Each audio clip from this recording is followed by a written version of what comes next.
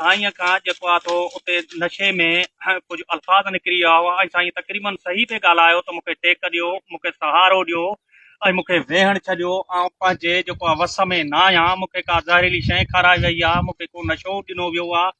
साईं उहो बहरहाल सुठा अल्फाज़ पई चया, उनखे सोशल मीडिया ते मश्करीअ जो रंग ॾिनो वियो ऐं मुख़्तलिफ़ टिकटॉक ठाहिया विया ऐं दीन जे बारे में बि कुझु ग़लति ॻाल्हियूं कयूं वियूं। अॼु मूंसां मुंहिंजो दोस्त भाउ ग़ुलाम यासीन रिंद साहब मूंसां गॾु आहे ऐं उन सां जेॾीमहिल कचहरी थी त उन जे अखियुनि में पाणी भरिजी आयो त कादिर बख़्श इंतिहाई मूंखे ॾुख थियो जो जिन दोस्तनि मूंसां हरकत कई आउं पंहिंजे होश हवास में कोन हुअसि।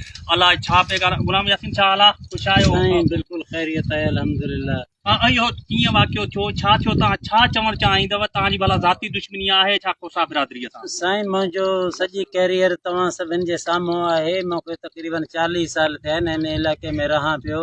तव्हां सां स्कूली तइलीम हासिलु कयमि, वरी मदरसनि में हले वियुसि, वरी हाणे अॼुकल्ह पढ़ायां पियो मस्जिदनि में ॿारनि खे। त मुंहिंजो ज़ाती कंहिं सां बि दुश्मनी न आहे, लेकिन जंहिं माण्हू मूंसां इहो ज़्यादती कयो आहे कुदरती हुननि जा अल्फाज़ मुंहिंजी ज़बान ते अची विया आहिनि। मां हुननि खे घटि वधि बि ॻाल्हायो आहे। बाद में मूंखे वीडियो ॾेखारियो वियो आहे त मूंखे अफ़सोस थियो आहे त मां खोसे बिरादरीअ खे कुझु घटि वधि अल्फाज़ ॻाल्हाया आहिनि। हिन जे करे मां सभिनी खोसनि खां जेको आहे न माज़रत कयां थो। मूंखे अलाह जे करे जेको आहे न माफ़ु करे छॾनि। बहरहाल हाणे मुंहिंजो तबियत सही आहे। ऐं वरी जेके ॿिया खोसनि मूंखे ॼाणी वाणी गारियूं ॾिना आहिनि हुननि जो बि मूंखे ॾुख थियो आहे त मां त नशे जे हालत में जेको आहे न जेको ज़बान खां निकितो बे इख़्तियारी निकितो, लेकिन ॿियनि साथियुनि कुझु कंदो कोट खां उतर जी तरफ़ खां मूंखे ॼाणी वाणी माउ भेण ते गारियूं ॾिना आहिनि, हुननि जो मूंखे अफ़सोस थियो आहे। बहरहाल मां सभिनी खां जेको आहे न कोसे बिरादरी खां माफ़ी घुरां थो। हा, तमामु बहितरीनु माफ़ु करणु जेको आहे तव्हां बि हुननि खे माफ़ु कयो था जेको तव्हांखे घटि वधि ॻाल्हायो था न। जी जी। ऐं तव्हांजो मतिलबु चवण जो इहो आहे त तव्हांखे दिली अफ़सोस थियो जेको कोसा बिरादरी यानी बिरादरी न मख़सूस खोसनि माण्हुनि जेको हिते घर आहे उन्हनि जेको आहे सो तव्हांखे माना नशियावर शइ खाराए ऐं हिकिड़ी मश्करी दीन जे नाले ते मज़ाक़ कई। हा साईं, इहो मुंहिंजे पाड़ेसरी आहे न, सनाउल्ला आहे, सिबगतुल्ला आहे, मोहम्मद इमरान आहे। इहे टई मूंसां सुबुह शाम मिलण वारा साथी आहिनि। हिननि बसि मज़ाक़ में भोग में त मौलवी कुझु नशे में थी वेंदो अहिड़ो को हिननि प्लान ठाहे करे मां छो त पूरी ज़िंदगी में कादिर बख़्श के न नस्वार इस्तेमालु कयो आहे न जेको आहे न बीड़ी इस्तेमालु कयमि।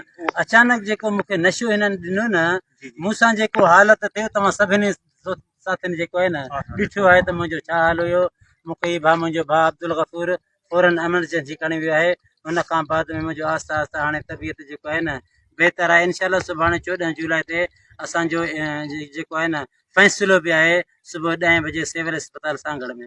बहितरीनु तमामु। ऐं असां बि जो इहे ॾिठियूं पे ऐं मूंखे ॾाढो इहो पसंदि आयो छो जो तव्हां बेहाल थी चुका हुआ ऐं तव्हां बार बार उते जे माण्हुनि खे मौजूदु अपील कंदा रहियव त मूंखे सहारो ॾियो, मूंखे टेक ॾियो, मूंखे वेहण जी का जॻह ॾियो या मूंखे कुर्सी ॾियो या सांगड़ जा सहाफ़ी किथे आहिनि या उहो सहाफ़ी दोस्त किथे आहे जेको भरे पियो। त तव्हांजी जुरत तव्हांजी हिमत खे सलाम आहे छो जो तव्हां मज़लूमियत जो आवाज़ तव्हां मीडिया जे थ्रू इहो उथारणु पिए चाहियो ऐं तव्हां ॼाणी वाणी इहा मतिलबु कंहिंखे बि गार गंद कोन्हे कई ऐं तव्हांजो होश आवाज़ जेको आहे सो इन नशे में ओट चुको। साईं मुंहिंजो पोढ़ी अम्मा आहे, मुंहिंजो वाल साहिबु सूफ़ी ग़ुलाम नबी 2021 में ई फ़ानी जान छॾे वियो आहे। अम्मा हींअर मुंहिंजी पोढ़ी आहे। अञा बि जेको आहे न अढाई खां मथे मुंहिंजो ब्लड प्रेशर आहे। वजह छा आहे त चई मां जॾहिं तुंहिंजो ॿुधो आहे त मुंहिंजो ब्लड प्रेशर चढ़ी वियो आहे। अञा ताईं अम्मा ग़रीब कट ते पई आहे। मां चई थो खोसनि खे कयो छा आहे। मां चयो अम्मा हिननि खां 14 तारीख़ ते इनशाला माण्हू पुछंदा त तव्हांखे कहिड़ो तकलीफ़ हुयो।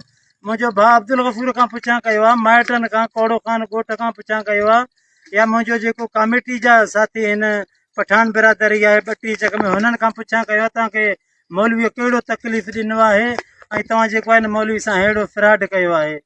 दोस्तो इंतिहाई ॾुख ऐं अफ़सोस जी ॻाल्हि आहे। असांखे बि इंतिहाई ॾुख ऐं अफ़सोस थी रहियो आहे। हिकिड़ो बुज़ुर्ग माण्हू ग़ुलाम यासीन रिंद जेको आहे सो मूंसां ॻाल्हाईंदे मूंसां इहा संदी दर्द कथा कंदे पंहिंजा लुड़क रोके न आहे सघियो ऐं दर्द भरियूं आहूं ऐं दाहूं करे पंहिंजे फ़ौत थियल वालिद साहब सूफ़ी ग़ुलाम नबी रिंद खे यादि कंदे ऐं पंहिंजी अमड़ जी कैफ़ियत ॿुधाईंदे इंतहाई असुदा थी वियो आहे। ऐं हिन सोशल मीडिया जे थ्रू दोस्तनि खे अपील कंदुसि त ख़ुदा रा कंहिं ते बि ज़ातियात ते गार न ॾियो। हीउ हिकिड़ो मोमिन माण्हू आहे, हीउ हिकिड़ो बुज़ुर्ग माण्हू आहे। तव्हां हिन जी सोशल मीडिया ते जेको आहे सो ॻाल्हियूं ॿुधी पैसो त कमायो आहे, पर यार हिन खां कॾहिं तव्हां इहो त कोन्हे पुछो त तव्हांजी ज़िंदगी कीअं पई गुज़रे ऐं तव्हां छा गुज़रियो आहे ऐं तव्हां कहिड़ी कैफ़ियत में आहियो। सो अलाह गफ़ूर रहीम आहे।